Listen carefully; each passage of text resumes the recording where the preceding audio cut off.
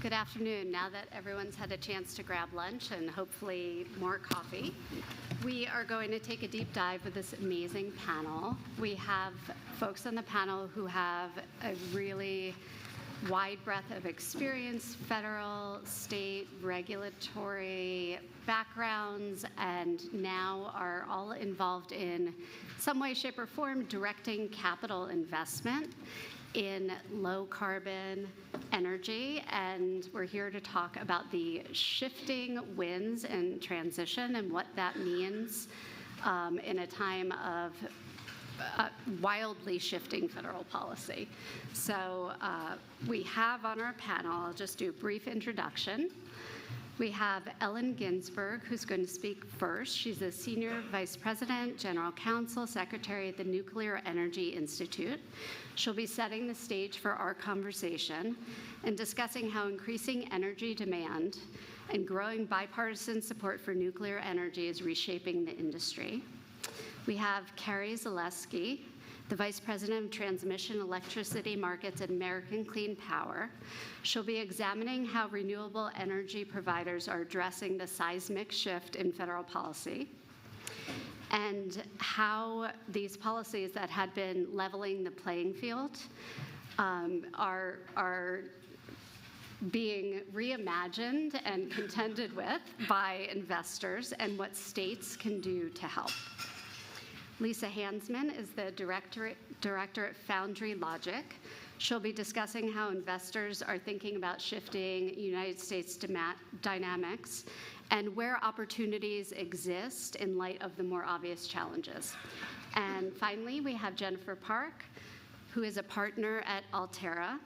She's going to add a global dimension to the conversation, sharing how global investors that are interested in clean energy are responding to these shifts in U.S. federal policies and priorities. So Ellen will kick us off and set the stage, and if you'd like to go to the podium, she has some slides to share with us.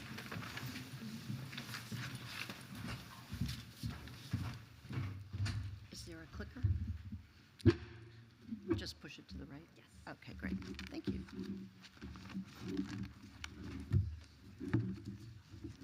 Good afternoon. Is this on? Good afternoon, everyone. Thank you for your attention. I know it's after lunch. It's an easy time to sleep. But let me just start by saying I'm really glad to be here. And I'm really glad that I'm no longer the skunk at the garden party. So talking about nuclear has, over time, right, it's changed. When I first started, we would be at a cocktail party. My husband's a tax lawyer, and he would just be, a regular guy. And when I'd say what I do, people would just generally walk away. So my story is very different today. And I'm going to try and give you a whirlwind tour in like 10 minutes of everything nuclear. We can delve into any of the details when we have the greater conversation, but I wanted to set the stage and do it in effectively 4 dimensions. The first is, why now? Why is nuclear becoming more popular and more of interest now? What are the politics of nuclear? How have they changed? How have they shifted? What is the industry doing to respond to those changes and shifts? And finally, what is the market doing to evaluate and also recognize nuclear in the current day? So let me just make sure I can do this. There is a computer here. There we go. No, let's try it again.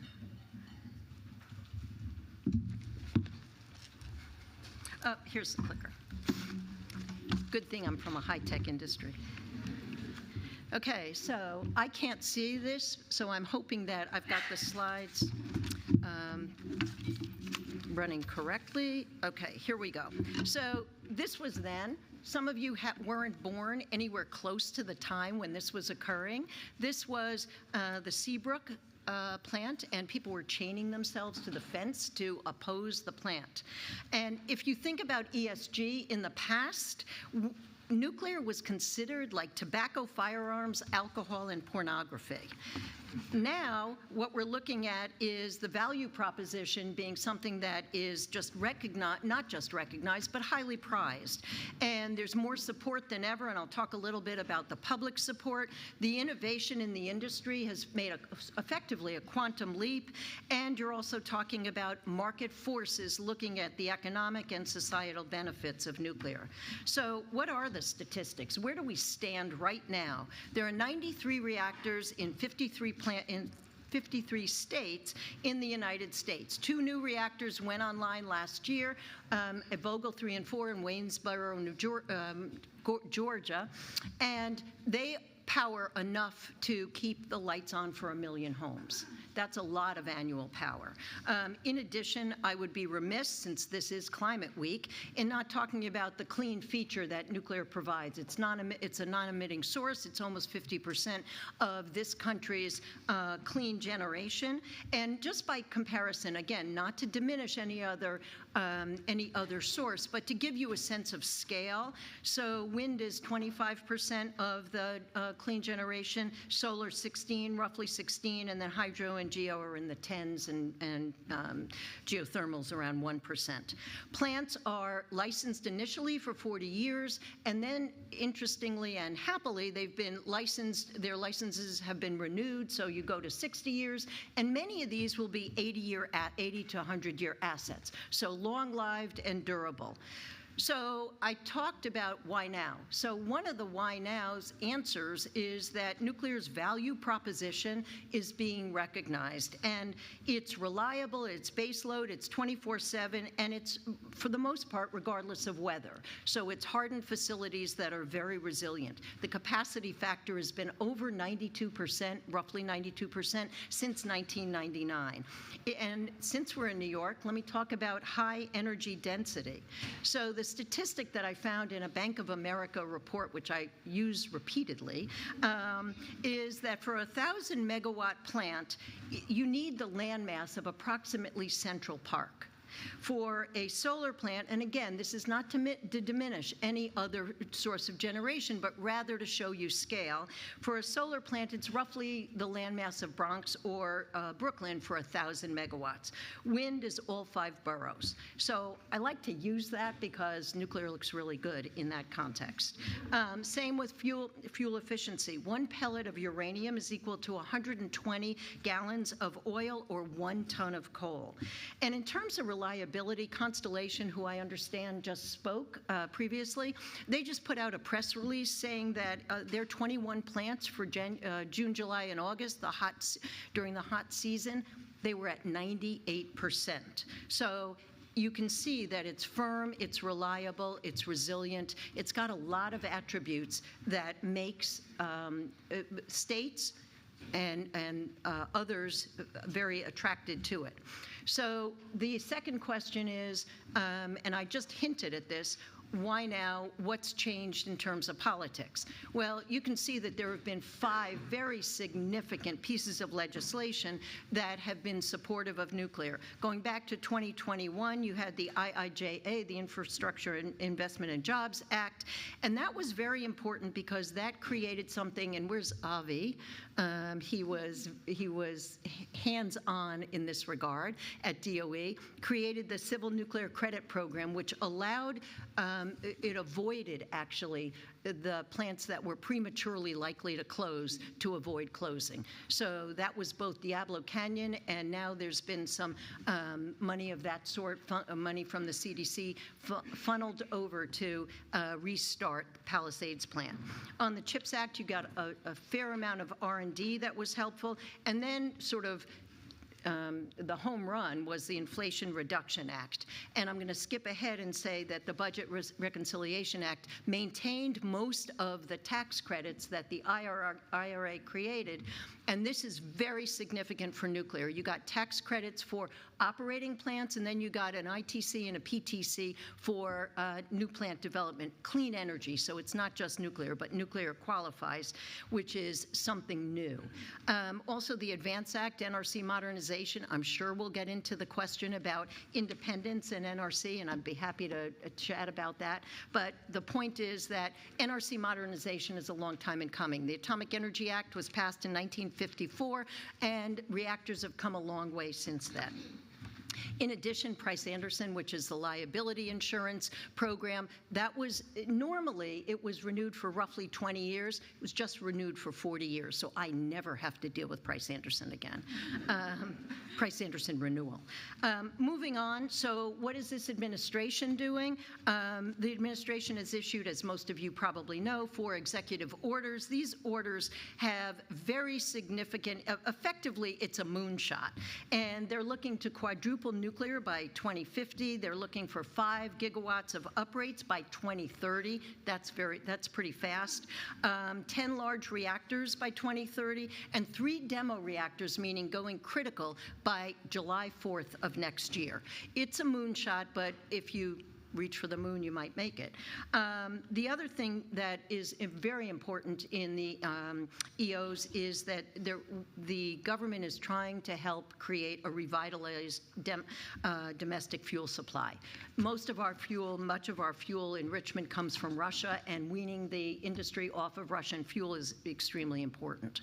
Okay, now, we just talked about the federal side. What about the state side? So I listed here basically the what and the where, what's being done and where is it happening. But I also wanted to mention, you can read the slide for yourself, but I also wanted to mention the by whom. So PSCs are taking action, New Jersey, Maryland, Kentucky, New York, Wisconsin, and governors. There were no fewer than 11 governors who mentioned nuclear in their State of the States. There have been 350 bills this year in state legislatures, and obviously they take a variety of approaches to facilitating more nuclear. You also have the state governors sort of starting what they would describe as economic engines for the state. State of Utah has they've started the 1 gigawatt plan. So you see all different kinds of approaches in the states to facilitating more nuclear. This is something that I think is really interesting, which is a Gallup poll. This is not done by industry. Let me repeat that. This was not done by industry, because whenever a poll is done by industry, it's always suspect. So I'm telling you, you guys can look it up. It was done in April. And what was fascinating was that nuclear's almost at nuclear's height was 62%. The public is now 61% roughly in favor of nuclear. And there's been a diminution in opposition down to 35% since taken since 2023. The political divide is still there. The Republicans are 74% interested in or favor nuclear, but independents, which I think is, again, a really interesting statistic, are 61% in favor. 61% of independents. And then we still lag with Democrats. It's 46% favor nuclear, but it's almost half, and that's again an improvement. So what is the industry doing to respond to the kinds of conditions it sees? So there's been a ton of innovation. Don't ask me to explain the technical side of all of this. I'm a lawyer, not a physicist, but you get the idea when I tell you that there are multiple types, there are multiple sizes, and let me focus for a moment on SMRs, which get a lot of play. So SMRs are obviously roughly 300 megawatts. They're typically going to be factory assembled so that there are economies of scale.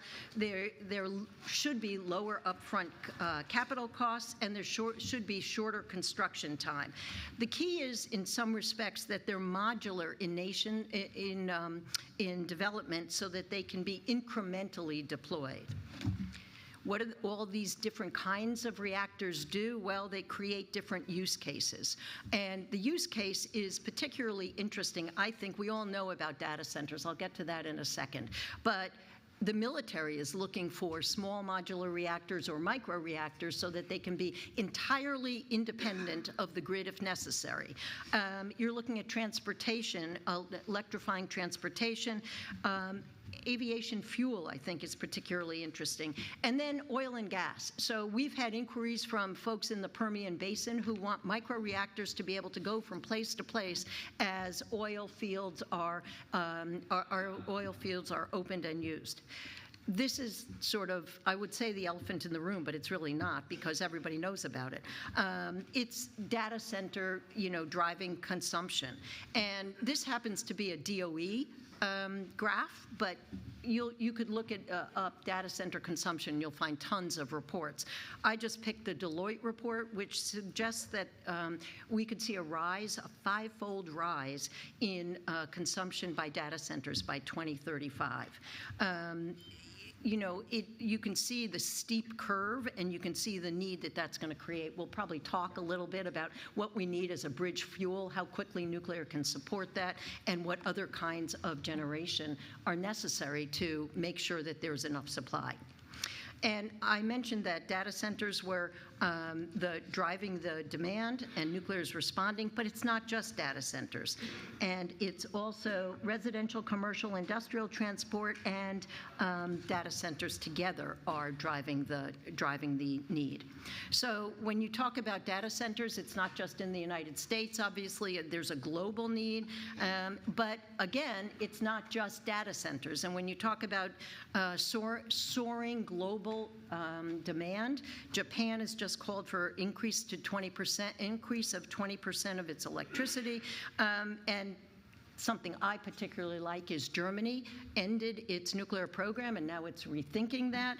Italy has closed its nuclear program, and now they passed a law to begin to transition back. Bulgaria, Romania, Poland, it goes on in terms of countries that are now considering nuclear. So where are we? We're looking at nuclear in all four quadrants of the United States. I drew basically a vertical line from Louisiana straight up, and on the right-hand side you see a fair number, but on the left-hand side, on the west, there's still development. And so it's not just limited to any one area. I'm not going to spend any time on this slide, but I included it just in case anybody wants to refer to it. And this is a snapshot, since it ends in July, a snapshot of the partnerships that we've seen with tech companies primarily, although we've also seen a lot of partnerships with the industrials and others. So last, what is the market saying? The market is saying, holy cow, we see somewhere between $2 and $3 trillion opportunity for investment.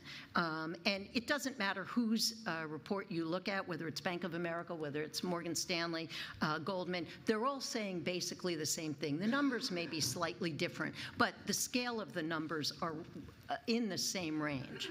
And then finally, so what does this mean in terms of dollar basis for nuclear companies?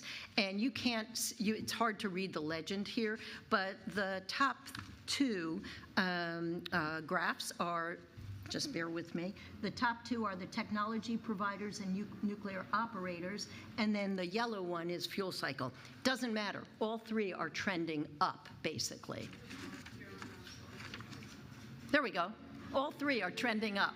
I got too involved in my own conversation. So with that, I'd be happy to take questions. I hope I didn't run too far over. No, that's great. And thank you for setting the stage. And nuclear is obviously very 2025. We're going to hear next from Carrie, who is going to talk a little bit about the broader range of renewable energy technologies. Hi, good afternoon. Really, really wonderful to be here. My name is Carrie Zaleski. I'm with the American Clean Power Association. But before I talk a little bit about ACP and the work that I do, it's really wonderful to be at NYU Law. I have a couple connections. I teach a clean energy law class at Northwestern Law School, and I really love the opportunity to try to talk about all these issues to law students. I assume there's some law students and LLMs in the room, so it really is an honor to be here. It's a passion of mine. You don't become an adjunct for the money, believe me. You do it because you love it. And so I really love the opportunity to speak to a room with some law students in it. Also, I'm on the advisory board of the State Energy and Environment Impact Center that is located at this law school. And it's really exciting work. And we spent a lot of time thinking about the state work, both at the Public Utility Commissions and also at the Attorney General's offices. And my background, I was the chair of the Illinois Commission before I came to ACP, and I know there was a conversation about working in federal government, very important. I'm going to plug working in state government.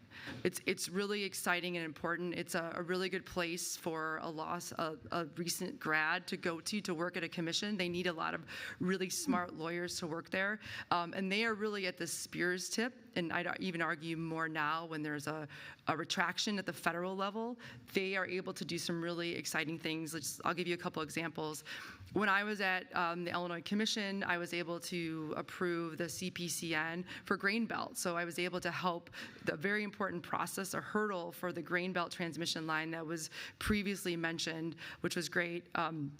Commissioners now are working on approving infrastructure for the ability to build out these data centers. That issue of data centers is a hot potato between the federal and the state regulatory bodies, which is super, super important. Also, state commissions get to decide what to build and when to build and how to build. There's states talking about long duration storage, which is really exciting and interesting. In Illinois, we had a ton of nuclear. We had 54% nuclear. We loved our nuclear. We're glad that we made a bet on it even before it was cool, because it really panned out for our state.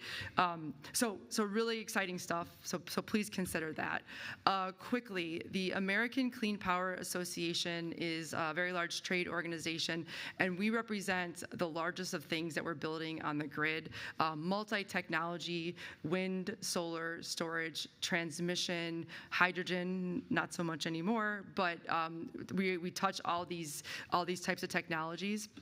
We also have a diversity of business models, which makes things very interesting. And what I mean by that is we have IPPs, independent power producers. We also have utilities on our board.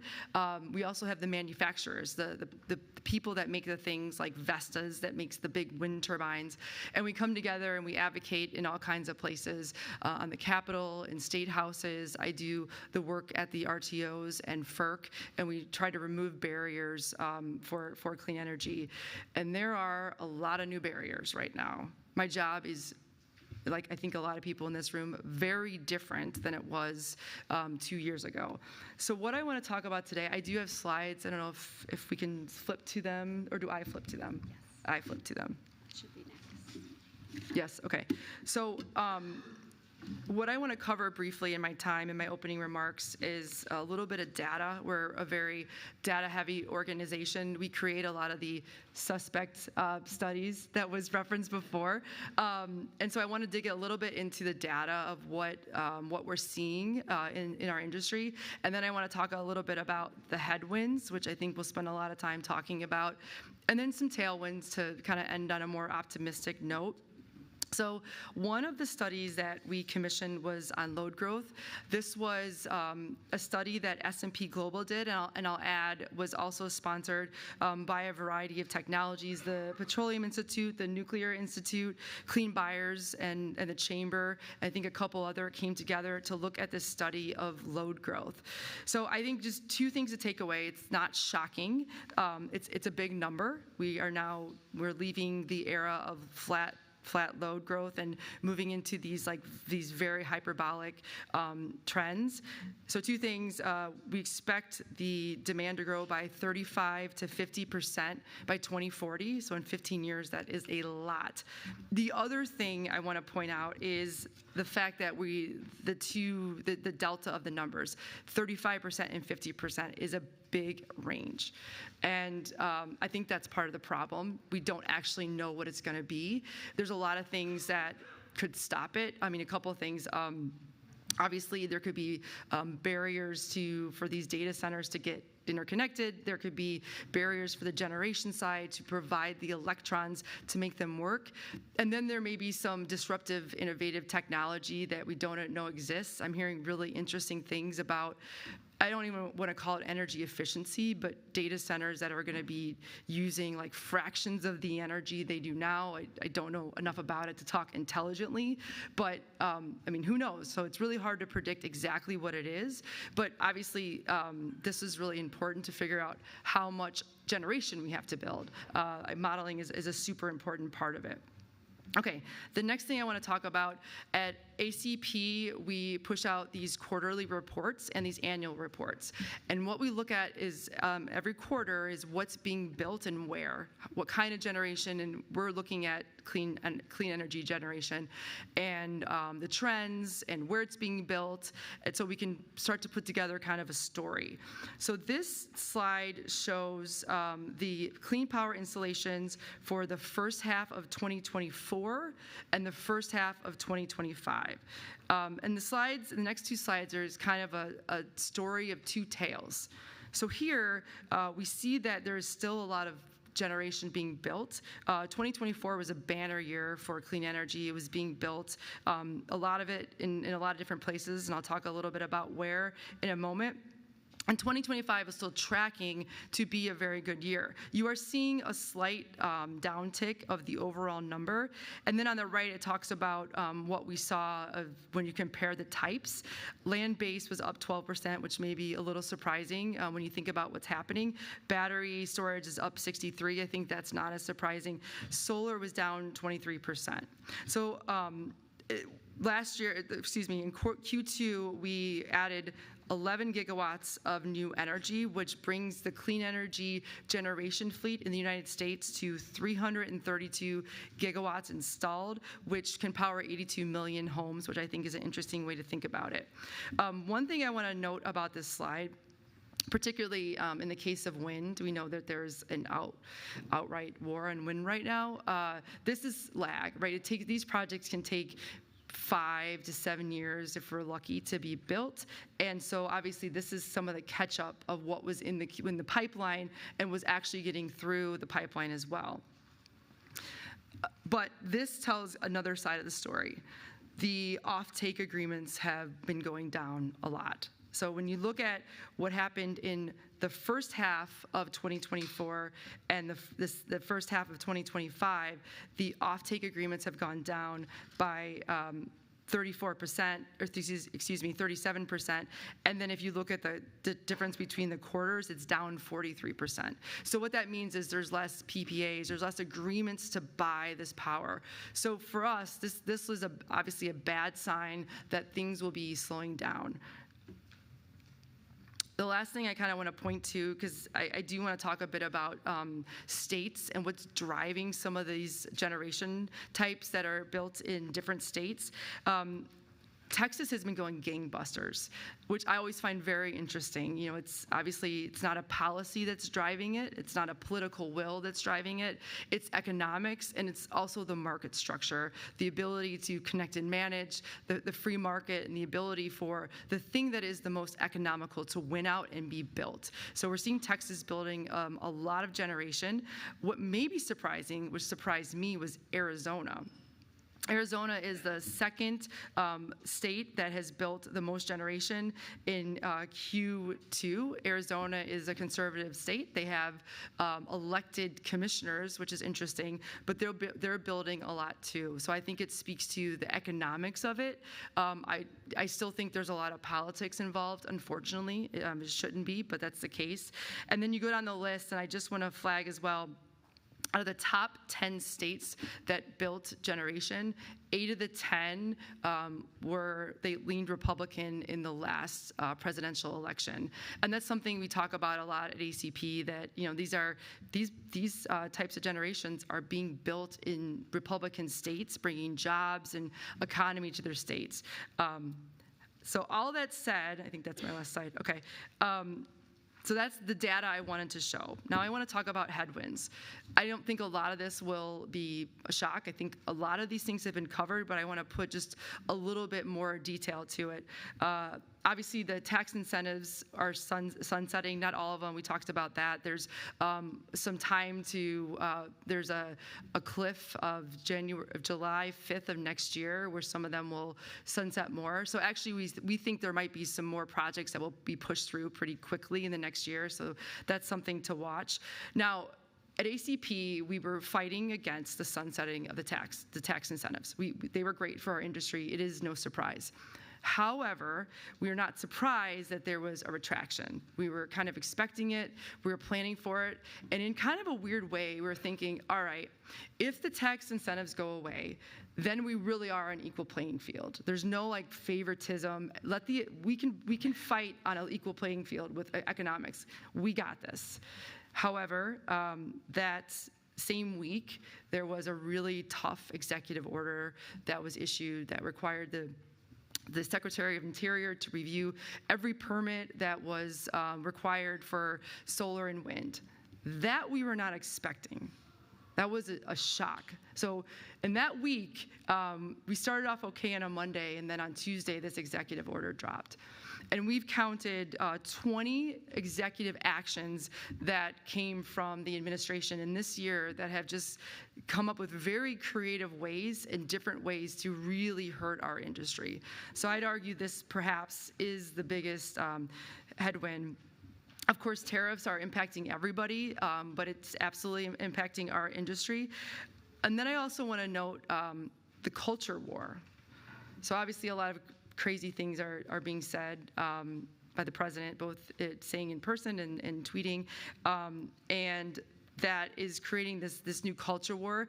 And we did some reflecting at American Clean Power about our brand, about clean energy and our brand. And the reality is we haven't spent a lot of time advertising our resources, kind of because we haven't had to. We had the benefit of providing electrons as service, but being altruistic, right, for climate.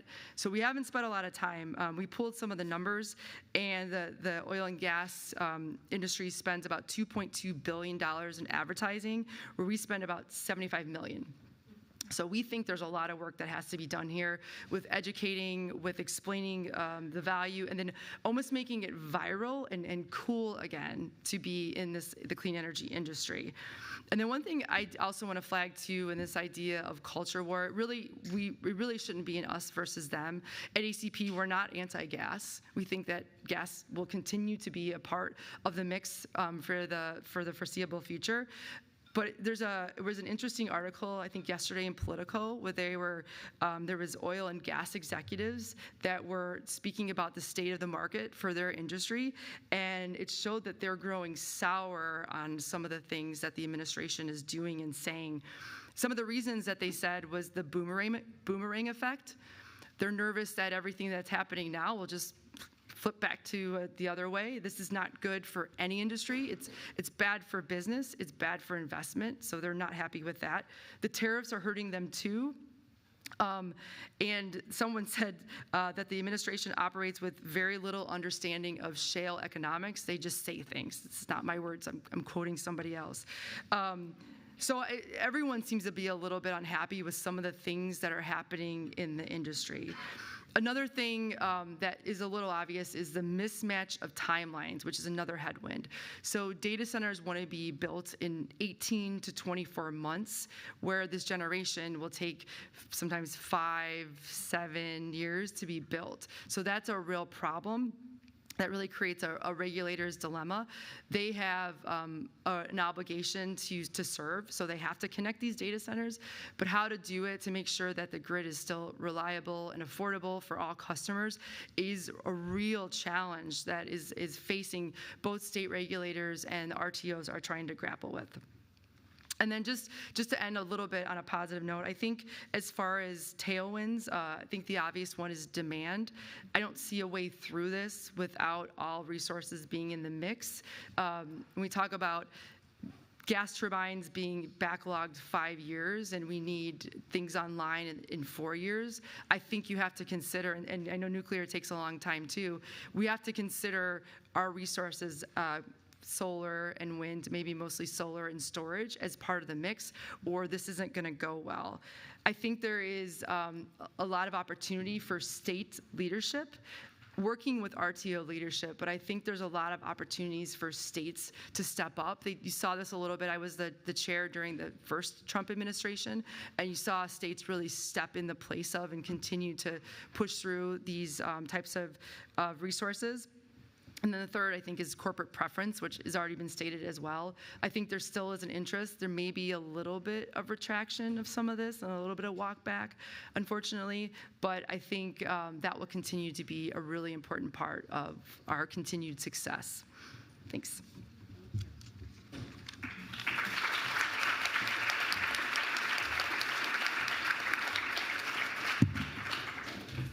We're going to hear a little bit from Lisa about the shifting U.S. investment dynamics. Thanks so much. And how many folks in the room are NYU law students? Can you guys just raise your hands? Okay. I grew up in NYU law student housing, so I have a deep affinity for you guys, and it's very exciting to be back here. So, maybe I'll start talking a little bit about the outlook, and then switch to talking about opportunities. So at the most basic level, I think what Carrie alluded to, or said quite explicitly, is that we are facing a structural supply and demand imbalance in electricity markets. We don't have to go into all the drivers of load growth. You saw them, I think, in the excellent ACP slides.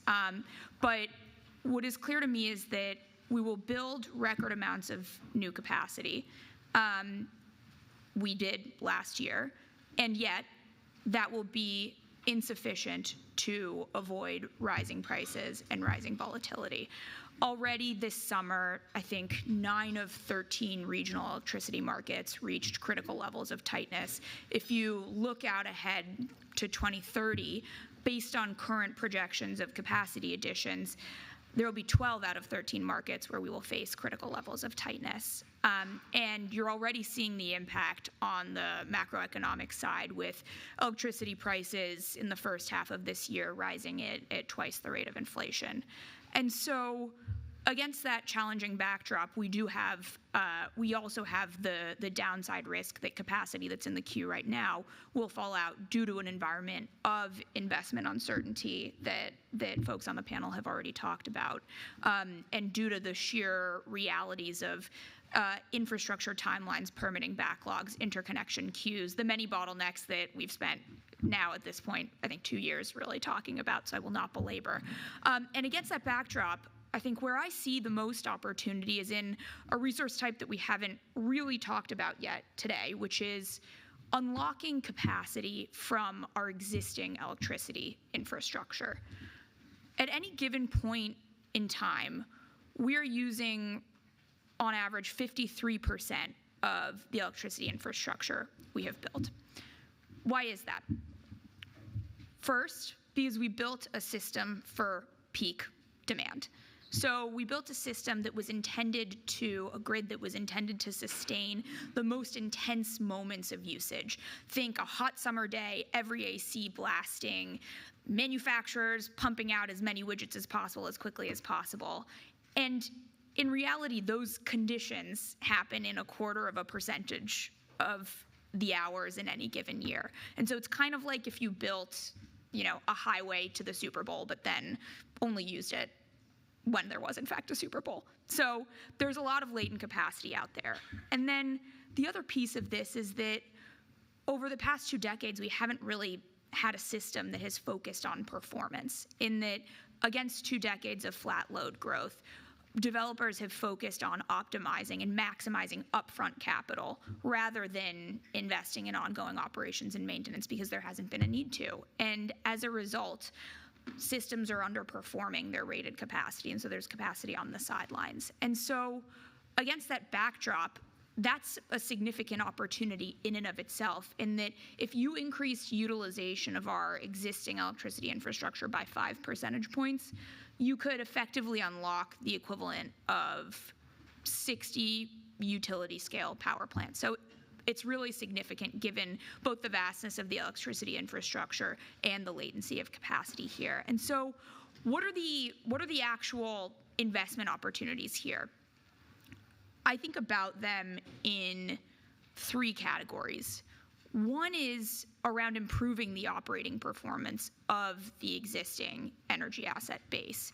So precisely because we've structurally underinvested in operations and maintenance, there are existing sited plants and facilities that have additional performance that they can give through existing interconnections if we just polished the panels, replaced equipment, switched out inverters. This is called repowering, but it's actually very basic, right? It's just making sure that equipment works as it should. And that's something that can scale up in months and avoids the infrastructure bottlenecks we've talked about. The second is around getting better at moving electricity across time and space. So let's take the space question first. The grid is incredible. At any given point, it is matching millions of points of demand with millions of points of supply. A colleague who I worked with in the administration refers to this phenomenon as the grid being run by witches, which I find quite evocative and useful. But the challenge is that the witch's job is getting harder and harder as moments of demand become more intense and less predictable, and supply on the grid becomes increasingly variable. Now, there's lots of great things about that variable supply, but it's a new engineering challenge for us. And the traditional way that we've matched supply and demand is by moving electricity across wires. It's gotten really hard to build out new wires. And so a huge opportunity here is deploying existing technology that can increase the capacity of our transmission and distribution wires. So think software solutions like dynamic line ratings, where basically you can kind of think of the equivalent of almost a laundry pin on a wire that can actually measure how much electricity that wire can actually move in real time and increase the amount of electricity flowing across it by 20 to 40%. You can replace the wires outright and increase capacity by as much as tenfold within the existing envelope of the system, again, bypassing the permitting constraints that have stymied transmission build out. So we can get more out of our wires today. And then in terms of moving electricity across time, that's where storage is a tremendous opportunity. So you heard from Carrie already that we saw a 60% year-over-year increase in storage deployment. That is great. It is off of a very low base, and it is nowhere near enough. When you think about the power of storage, it enables us it is so perfectly suited to the grid that we will have because clean electricity is cheaper and faster to deploy. It will become increasingly variable, and paired with storage, we can capture the full upside of that cheap, clean capacity. And so this is a technology that exists to date, and it's a question about creating the right infrastructure to actually deploy it.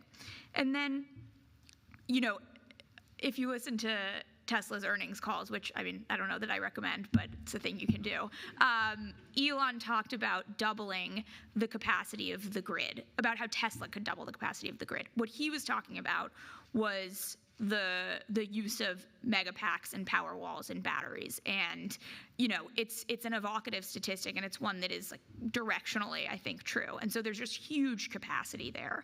And then I think the third opportunity that I see is around actually taking advantage of those distributed energy assets that sit in homes and in buildings around the country today.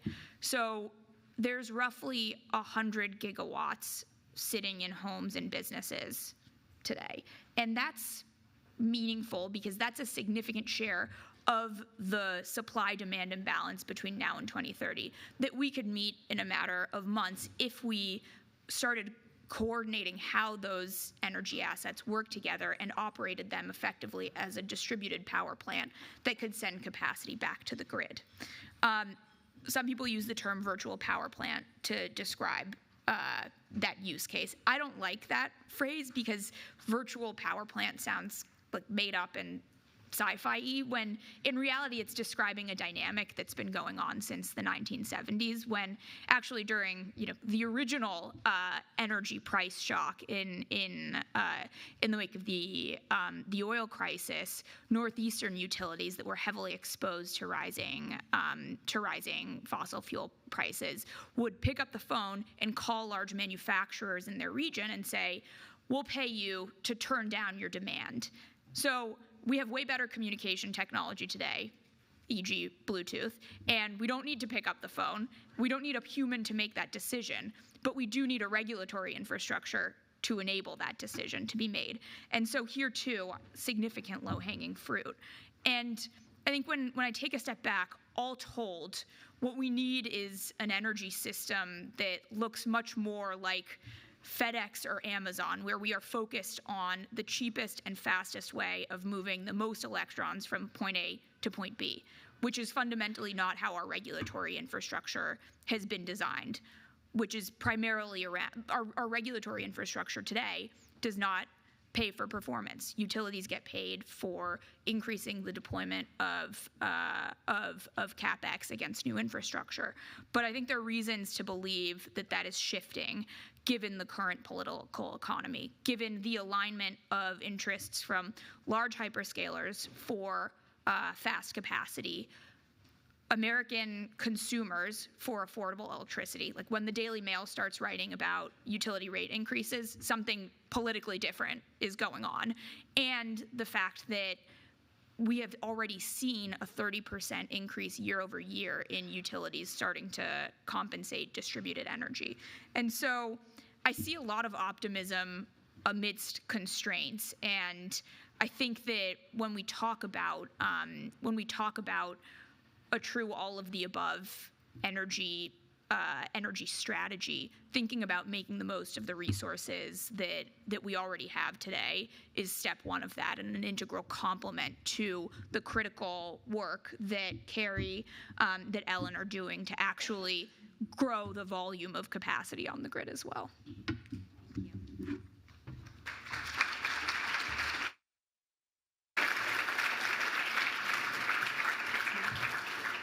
Jennifer is going to speak a little bit about global investment and what they are thinking about the federal headwinds here. I'm almost scared to ask.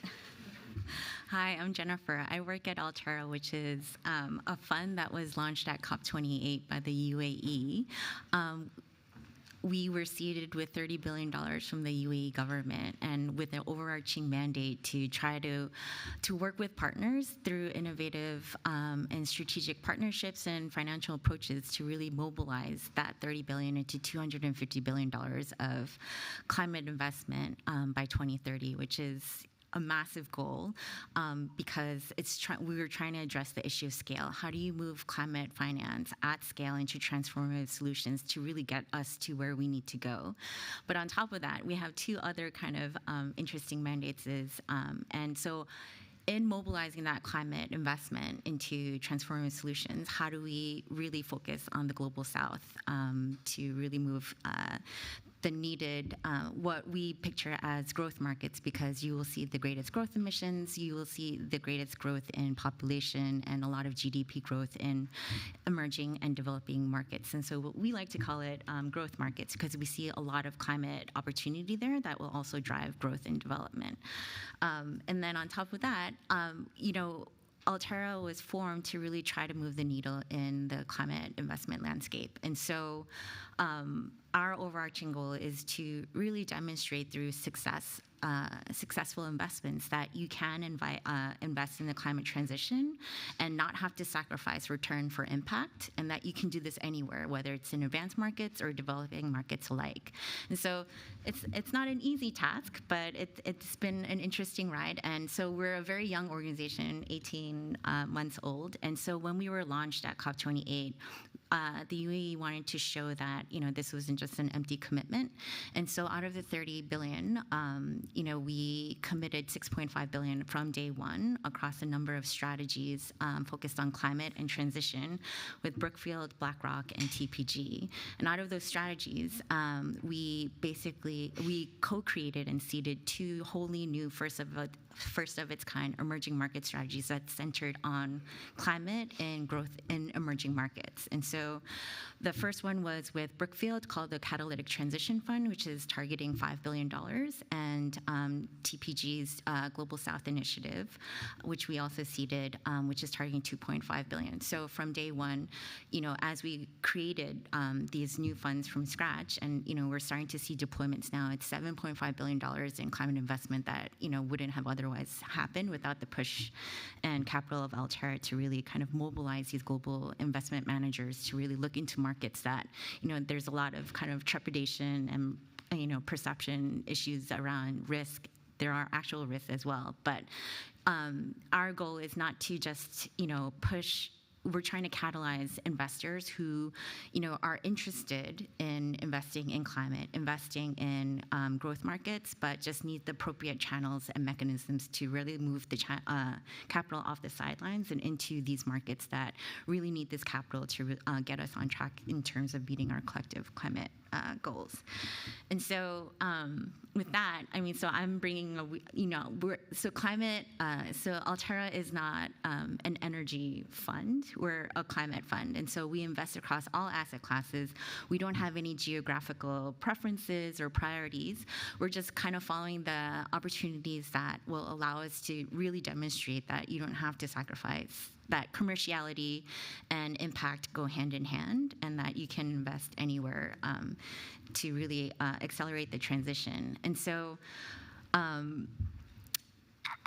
to date, our investments have supported about nearly 30 companies, of which 80% of that have been around energy transition, even though our investment themes for Altera is clean energy transition, industrial decarbonization, sustainable living, which is more about resilience and circular economy, and climate technology. But to date, a lot of our investments have been in the energy transition space, and not just in terms of energy generation, clean energy generation, but grid optimization, grid services, because you can generate all the power you want, but if you can't get it to the places that need it, it really doesn't matter at this point.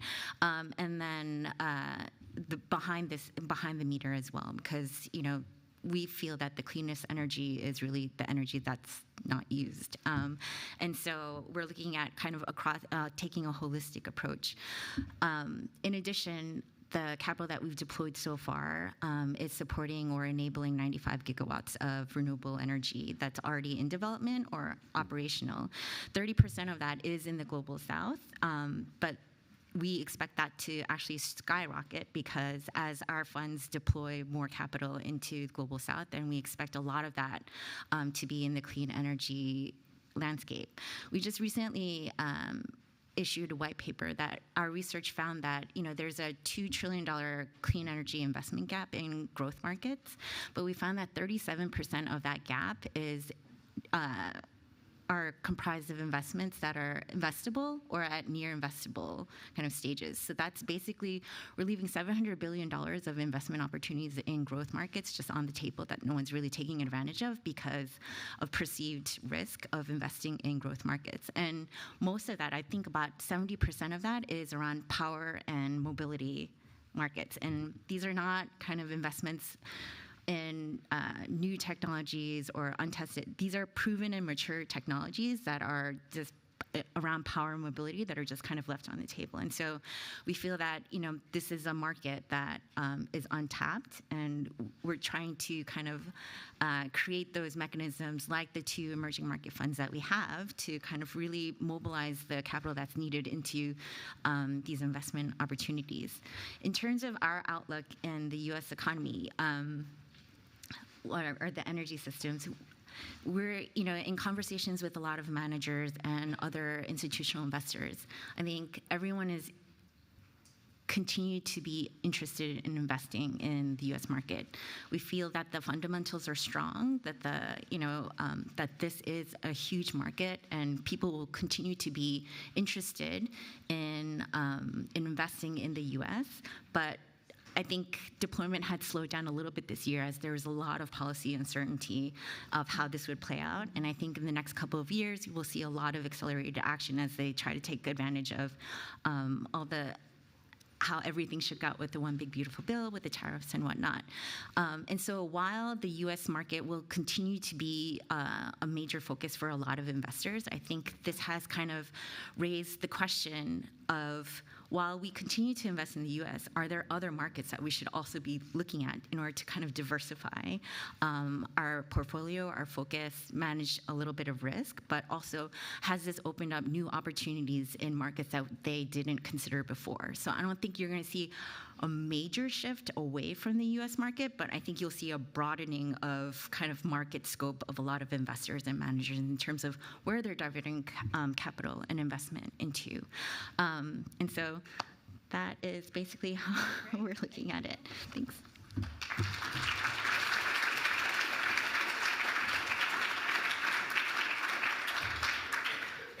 So across what everyone said, I'm hearing a lot of opportunity and a lot of narrative shifting that has to take place. And I'm wondering, what are the opportunities that you see at state PUC commissions, both red states and blue states, to kind of shift those narratives to really lean into the affordability, the branding, the selling, and to unlock investment in things like virtual power plant, or by any other name, existing capacity when there's potentially misaligned utility incentives, because utilities are used to building and putting things into rate base. So how do you make inroads at PUCs? And if PUCs are receptive, how do you bring utilities on board with embracing these new kinds of strategies? I can go ahead because you said the word state commission. I think it's a couple things. I think you mentioned a little bit about incentives. For anyone who has worked on rate cases, the way that utilities can earn, just to really simplify it, earn rate of return is on building things, building infrastructure. So that is the motivation, and not saying that's their only motivation. I'm not saying they're also obviously concerned about the customers, but they make money for their shareholders by building things. And VPPs arguably fly in the face of that, because the whole idea is to use the infrastructure that exists to squeeze every electron that you can out of it. So one way that commissions could tackle this is through performance metrics. So in Illinois, we had legislation that allowed, so I would say this is one point, the State House that allowed and told the commission to use performance metrics. And you can use a performance metric for anything. We had performance metrics on shaving peak demand. We had performance metrics on diversity, supplier diversity. So really what it is that you have the utility reports of what they're doing now, and then if they do better, if they decrease or increase whatever we're talking about, they can earn money on the delta. They earn money by, like for a VPP, if you want to put a VPP program in place, you would say, all right, if you connect so many customers, or if you find new capacity, a certain amount, you can earn this much by doing that. So that's one interesting way. Performance metrics, when I was at the commission, they were kind of a newer thing. I remember the chair of Hawaii was talking about it, so they were doing it there. I'm seeing more commissions take this on, but again, it's a regulatory structure. In our case, I mentioned that the state legislature gave us direction, so that's always helpful when you're told to do it. And if it flops, you can blame the State House. I kid, but a lot of commissions can do this. It's just, it's a whole new mechanism. So there's a process to writing it up. And then another thing that I heard when we were trying to think about VPPs in Illinois is access to data. So with good reason, the utilities have all the data, and there's a very good reason why they need to keep it confidential, right? If you knew someone's electricity use, you can know pretty much everything about their life. Like, you can know when they're home, what they're, like, how much they're using their electrons, and then you could even invite a lot of maybe outsized third parties that would be peppering you with sales pitches of what you could be doing differently. So there's a real need, and then cybersecurity. But so there's a real interest and need in being very careful with the data. But there needs to be access to the data for the ability to run some of these really interesting VPP programs. And then there's the issue of, like, who runs the program, whether it's like if it's the utility that runs it, that runs the market, the mini distribution market, or if there's something else.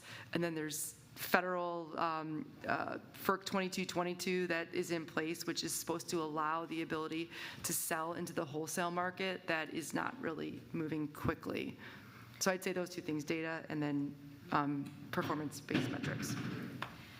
Yeah, I think that, and Carrie has done this work before, and so it's incredibly deep in the details. And I think about it in a very simple way, where I think we should start from the principle that your utility should have to find the cheapest and fastest way of giving you the best outcome. Like, we start from there, and then we work backwards. And we have models where that is happening in other parts of the country. Texas is a huge success story on the deployment side. There are VPP programs that have, again, been around since the 70s. So it's not like things need to be invented from whole cloth. So I think we start with the very simple principle that is what you should be accountable for. And then we now, for the first time, are actually seeing the political pressure on utilities to do that from both sides of the aisle. So you're in New Jersey. You've seen the ads that are all about electricity prices and affordability. That's because New Jersey ratepayers are facing a 20% year-over-year increase in their electricity prices. That is the near-term political catalyst. If you are a utility, that should not be acceptable. Or you can only say it's acceptable if you'd explored every other option. And the same, right, this isn't just a blue state issue in that Governor Braun in Indiana is just appointed I wonder what name he gave it, a utility watchdog, or someone whose basic job is to yell at utilities and hold them accountable for doing their job. And so we're seeing a shift towards actually trying to hold institutions to delivering outcomes. And I think FERC Order 22/2022 is an interesting example of where we should not accept complacency. Like, FERC has allowed our electricity markets and their regulators to manana implementation for like a decade. Like, they just told MISO that they could have until 2030 to do a very simple thing, which is, yes, there's a lot of underlying complexity, but again, I think it's pretty simple to just say we're going to value resources based on the capacity that they provide, regardless of what the source of that capacity is. So creating a level playing field. And I think we have this moment where we have real urgency around affordability that gives politicians the backing to actually push for that type of accountability. And that's where I think academia can be incredibly helpful in arming then regulators with the important detail on which performance metrics do you look for to actually be one click deeper. But the top line principle of we should pay for performance and you should do the cheapest and most efficient thing is simple and easy enough that we should feel confident moving forward with that. So let me take a slightly different view. It's not entirely different, but I think that when you talk about fastest and cheapest, you lose something in the process. And you lose the idea that fastest and cheapest would be coal. And so you have to just be careful. I think we all need to be careful about understanding that there's a quality to energy as well as a cost and a time frame. And so I want to put that out front because wind has a quality, solar has a quality. Those qualities help to create a clean grid. Nuclear does the same. So you need base load. That's a different kind of energy. May not be the cheapest right now, and may not be the fastest, but it does provide headroom for other forms of energy. So quality of the energy also is very interesting, I think, to PSCs. And I would also add that obviously not all states are regulated. So you mentioned Texas, which is sort of a hybrid, unregulated kind of grid. But thinking about this in a bigger context than just cost and time to market, I think is going to drive better decision making, my view. That's really helpful. And so we have for 22, we have tools in place. We have investors that want power yesterday. And we have resources that are sitting there in people's homes. So how do we line these things up? Are there partnerships, for example, Ellen, with nuclear, you mentioned long lead time. So is there a way to push investment? Because I feel like in the regulatory space, some people are allergic to the idea of performance-based regulation. How do you change the narrative and direct investment? There's the stick of utilities, and then there's the partnership. Is it big tech? Is it partnering with longer lead time resources and thinking about portfolios in that way? How do you kind of diversify capital in the same way you were talking about hedging U.S. market against other markets? How do you kind of direct capital to these near-term solutions while still supporting the long-term solutions? Go ahead. One thought on that. I think, first of all, Ellen, to your point, I completely agree that we need a diversity of resources and there's a quality question. I'm incredibly bullish on the technological supremacy of clean energy and the fact that when you look at the cost curves of fossil-based generation sources and clean generation sources, one is flat and the other is declining, and I think that advantage will only increase over time, and that's something that we shouldn't be afraid to talk about, to tout, and to be supportive when we talk about creating a playing field to deploy capacity quickly, because I think increasingly the fastest and cheapest is also the cleanest, and Texas is a great case study for that. So, but in terms of how we actually get to unlocking fast, cheap, clean capacity, I think, yes, utilities have a role to play, but the private sector here does too. And what sits between, there's investors, there's regulators, there's actually the businesses that are going out and undertaking the activity of selling and transacting. And this is a place where I think there's real opportunity for business model innovation. And I think one interesting example in where you see these three pieces coming together is in Minnesota in Excel, where the utility is piloting something called a distributed capacity procurement model, where the utility recognizes that batteries provide value to the system, and so is paying a third party to go out and actually install batteries in homes and businesses as a utility-owned, utility-controlled resource. So it's something of a hybrid between different models that we've seen before. And so I think where businesses can come up with interesting ways of aligning these different incentives, that's where the real opportunity lies. And capital will follow. Yeah. Go ahead. I do feel that when we're talking about energy, and I do believe that, in order to meet the vastly growing or quickly growing energy demand, you do need to kind of look at all the options on the table. And, at Altera, we believe that renewable energy in the short term with storage is really the fastest and quickest and a reliable way to provide the power that's needed. But you do need to consider the long-term durability of kind of, the energy system and the demands that, we need to fill. And we do believe nuclear is a really active source that we need to look at. And so, but I do feel that cost element, or, the benefits or the vastly dropping costs of renewables and batteries is starting to kind of drop out of the conversation a little bit. I think people are constantly saying, like, yes, renewable energy is the cheapest source of energy, but then when you introduce batteries, I think there's a lot of outdated information out there that people are thinking about like what batteries used to cost before and the effectiveness of their ability to kind of provide that storage capacity, and forgetting that, like, in 2024 alone, the battery storage capacity that was added was 64 gigs, I think, which is nearly what was there before.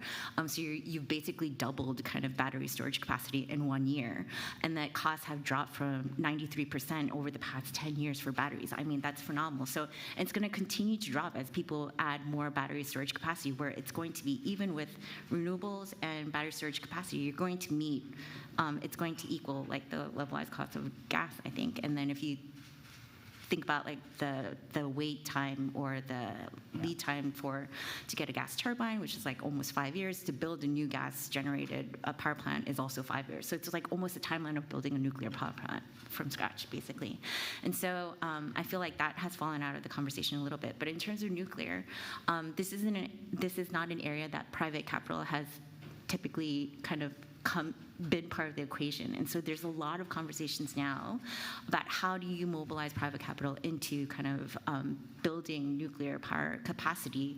And I think, there's a lot of conversations going around. It's like, how do you build those coalitions and those partnerships across all the ecosystem players to really, see where people fit in the different parts of the capital stack, but also how do you work with utilities or, the hyperscalers, because you might need battery storage capacity, but it doesn't necessarily fit with, like, let's say at the data center you're building it, but you might have to work with the utility to place it with them. And so how do you partner with the right people and the right partners and corporations to make sure that you're able to be flexible in how you're building and constructing these partnerships to be able to finance things like nuclear, where the private capital space hasn't really engaged very much before? So that's a compound question, and that's a significantly greater compound answer. But let me start with, so I think the one question in mobilizing capital is figuring out what the partnerships look like. So previously, the utilities would have the land, they would build the units, and then they would recover their investments if it was a regulated entity, which most of them were. Now, what you're looking at is, yes, that model still exists, but in 2025, you're also looking at entities that are looking to build and then transfer, or entities which are buddying up with, and I had a slide on this, buddying up with big tech, and big tech is looking to have a long-term PPA. In some cases, big tech is investing in the developer so that the developer can bring the reactor type to market, the new advanced reactor type to market. So that's one way of unlocking capital, is going through some of your customers.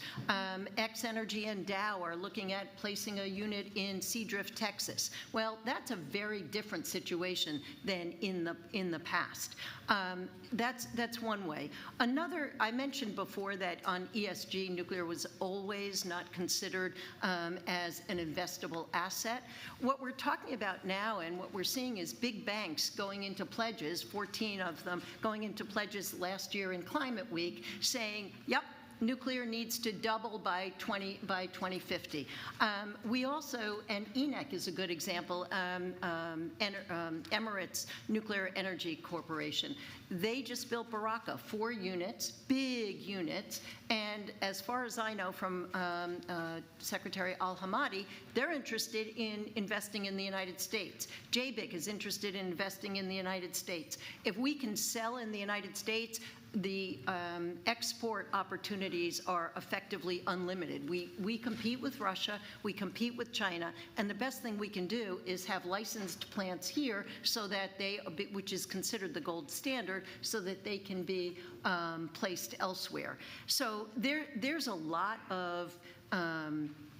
more, I would say, of investment than perhaps is perceived. I would encourage you to look at, there's an article on Oklo, O-K-L-O, where the stock has risen very significantly. It's a tiny little company right now, but it's got an enormous market cap, and it's developing a microreactor, among other things. So there is money being funneled into nuclear, and the question is by whom and kind of who is going to be the winners, because there are, by our count, between 70 and 80 developers. And so the question is, where's the market going to fall out? But in terms of money, you've got Bill Gates, you've got Sam Altman, you've got a lot of big names putting a lot of money behind some of these nuclear developers. So I am told I need to do the CLE code, and I think I'm probably delinquent in this. It's CLE code 2 is Brooklyn. That's Brooklyn. And we have audience questions that have really kind of largely been covered, which I'm grateful for, about all the different SMR designs and the inroads at state PUCs and things like that. So these experts will be hanging around after, so any questions that I didn't get to cover from the audience, hopefully you'll have the opportunity to ask. But thank you very much. Thank you.